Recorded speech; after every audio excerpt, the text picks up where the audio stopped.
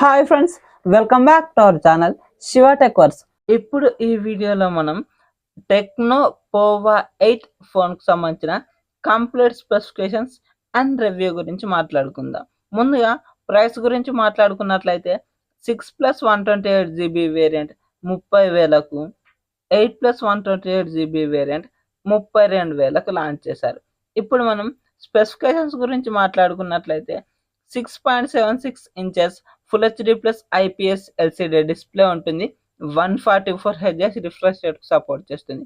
950 nits peak brightness ఉంటుంది. ఇందులో MediaTek Dimensity 7100 processor ఉంటుంది. దీనికి 2.4 GHz క్లాక్ స్పీడ్ ఉంటుంది.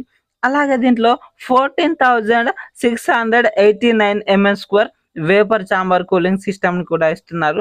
కొద్దిగా గేమ్స్ ఆడేటప్పుడు అలాగే కొద్దిగా హీట్ ప్రొడ్యూస్ అయినప్పుడు ఇది అంతా హీట్ అవ్వకుండా చూస్తుంది అన్నట్లు చెప్తున్నారు. అలాగే LPDDR5X RAM UFS 2.2కి సంబంధించిన స్టోరేజ్ వేరియంట్లు ఉంటాయి. ఇందులో 50 MP మెయిన్ కెమెరా ఉంటుంది. ఇది సోనీ LYT 600 సెన్సార్. దీనికి ఆప్టికల్ ఇమేజ్ స్టెబిలైజేషన్ అయితే ఇవ్వట్లేదు. అలాగే 13 MP సెల్ఫీ కెమెరా ఉంటుంది. ఇందులో both rare and front 2K 30 FPS వీడియోస్ని రికార్డ్ చేసుకోవచ్చు. అలాగే 8000 mAh బ్యాటరీ ఉంటుంది. 45 వాట్స్ ఫాస్ట్ ఛార్జింగ్ సపోర్ట్ చేస్తుంది. 10 వాట్స్ రివర్స్ ఛార్జింగ్ కూడా సపోర్ట్ చేస్తుంది. అలాగే ఇందులో iOS 16 Android 16 out of the box వస్తుంది.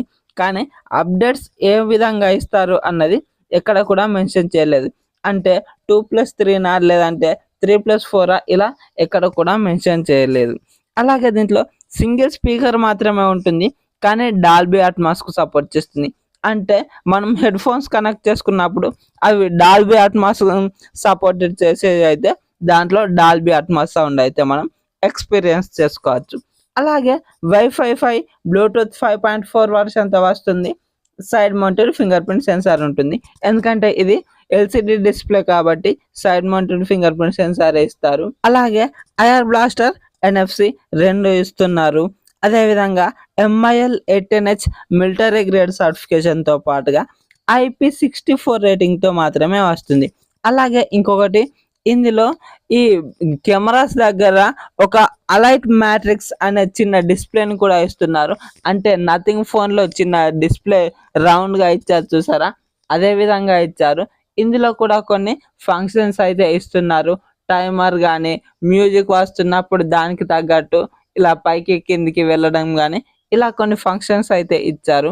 మరి ఇప్పుడు మనం ఈ ఫోన్ని లాంచ్ చేసిన బడ్జెట్లో కొనుక్కోవచ్చా లేదా అన్న దాని గురించి మాట్లాడుకున్నట్లయితే ఇది 6+128GB వేరియంట్ 30,000కు లాంచ్ చేశారు.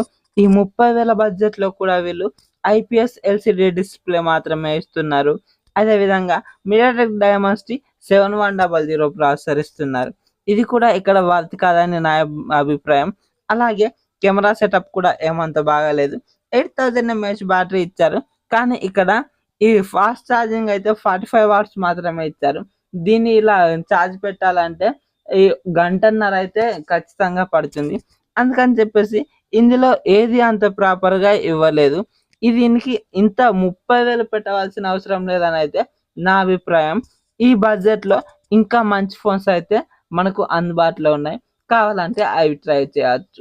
మరి మీకు ఈ వీడియో కనుక నచ్చినట్లయితే వీడియోకి ఒక లైక్ చేసి మన ఛానల్ని సబ్స్క్రైబ్ చేయండి. సో దట్ నేను వీడియోస్ పెట్టగానే మీకు నోటిఫికేషన్ రూపంలో వస్తూ ఉంటుంది.